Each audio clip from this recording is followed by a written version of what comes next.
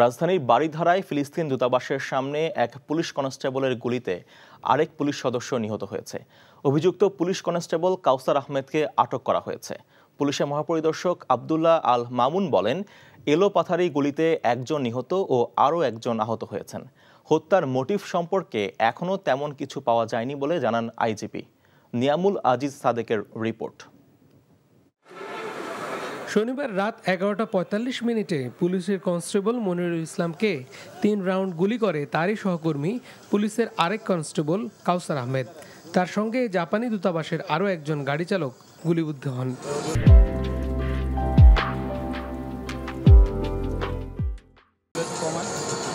ঘটনাস্থল 3 ঘন্টা ঘেরাও করে রাখে পুলিশ, সোয়াট এবং গোয়েন্দা পুলিশের সদস্যরা।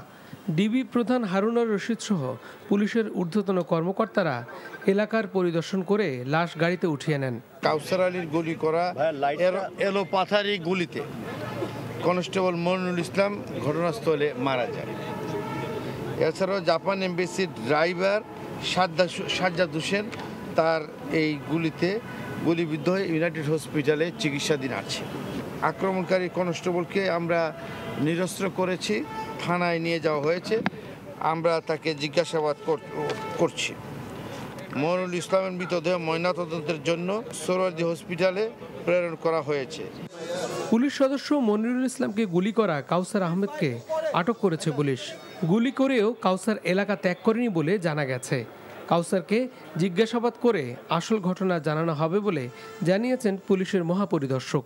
যেহেতু এটা একটা খুব প্রাথমিক পর্যায়ে, আমরা তদন্ত করে দেখছি, এর সাথে যে ব্যবস্থা নেওয়া দরকার নিশ্চয়ই আপনারা জানেন যে আমরা এই বিষয়ে কাউকে তো কোনো ছাড় দেওয়ার কোনো সুযোগ নাই। কনস্টেবল মনিরুল ও কাউসার দুজনই ডিপ্লোম্যাটিক সিকিউরিটি জোনে কর্মরত ছিলেন। Niamul Aziz Sadek, NTV news, Dhaka.